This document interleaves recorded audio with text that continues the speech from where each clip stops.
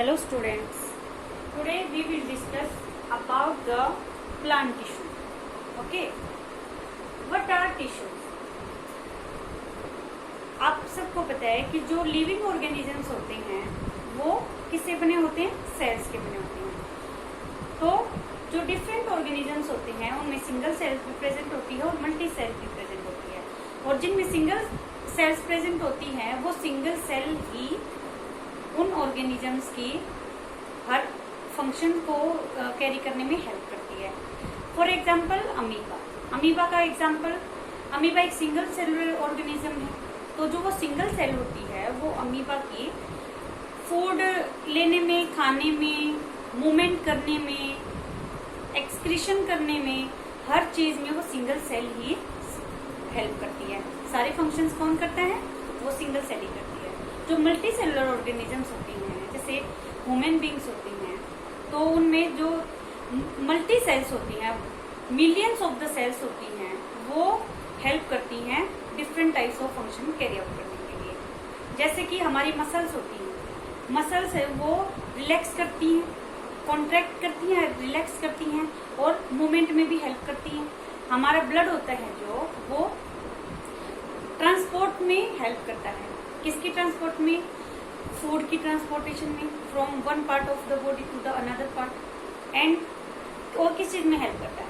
Blood होता है जो वो वेस्ट मटेरियल को भी body, different types of the body to the another type of the body में, to the another part of the body में मूवमेंट करने में उसकी हेल्प करता है। Okay, then what are the tissues? Now the question arises that tissues क्या होती हैं? जब ये बहुत सारी जो सेल्स होती हैं, जैसे कि मैंने अभी बताया, जो ग्रुप ऑफ सेल्स होता है जिनके स्ट्रक्चर सेम होते हैं और एक स्पेसिफिक जो फंक्शन होता है उसको कैरी करती हैं, तो उस क्लस्टर ऑफ सेल्स को हम कहते हैं tissue.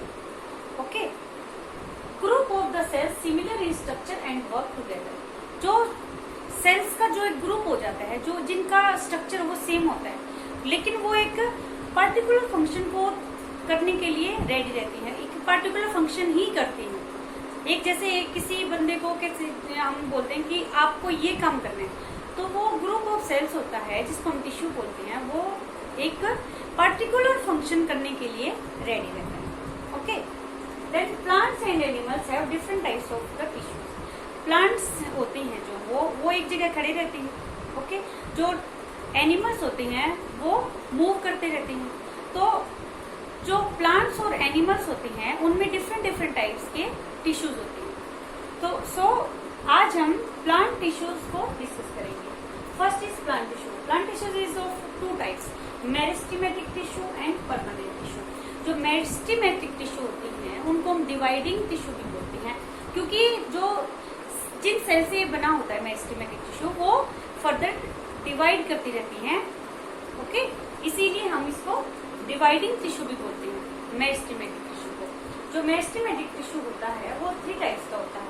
First is apical meristem. Apical meristem जो होता है वो टिप्स पर प्रेजेंट होता है। रूट और स्टेम की जो टिप्स होती हैं उस पर कौन सा टिश्यू प्रेजेंट होता है? Apical meristem tissue. Then intercalary meristem. Intercalary meristem जो होता है वो नोड्स पर प्रेजेंट होता है।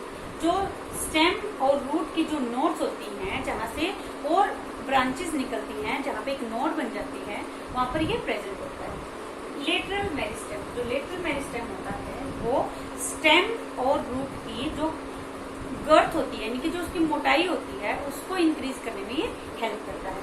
तो ये था meristematic tissue. Then permanent tissue. Permanent tissue क्या होते हैं? जब ये मेरिस्टेमेटिक जो टिश्यू होती हैं, इनमें जो सेल्स होती हैं, जब ये डिवाइड करना बंद कर देती हैं, डिवाइड करना बंद कर देंगे तो एक पर्टिकुलर एक फंक्शन करना स्टार्ट कर देंगी और इनका एक स्ट्रक्चर होता है वो बन जाएगा। तो जब ये डिवाइड करना बंद कर देंगे, एक परमानेंट स्ट्रक्चर और फंक्शन ये करना स्टार्ट कर देंगे, तो इसको हम क्या करेंगे? Permanent tissue. Then permanent tissue is of 5 types. Then first is parenchyma.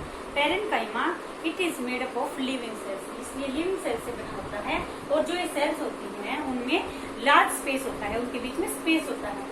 तो जो ये स्पेस होता है ये किसमें हेल्प करता है? Stores the food. ये फूड ग्रोथ करने में हेल्प करता है।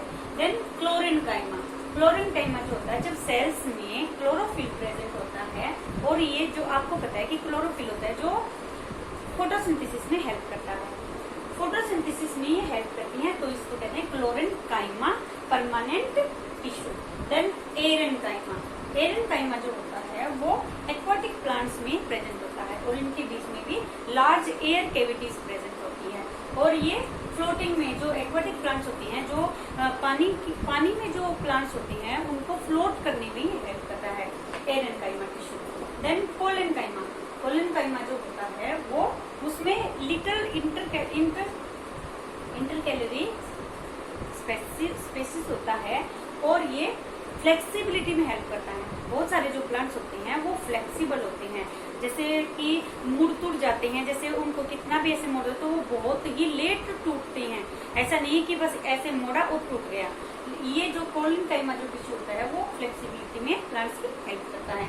देन स्क्लेरेनकाइमा, स्क्लेरेनकाइमा जो होता है वो डेड सेल से बना होता है, और इनके बीच में इंटरनल स्पेस नहीं होता, और ये प्लांट्स को हार्ड और स्टे बनाते हैं।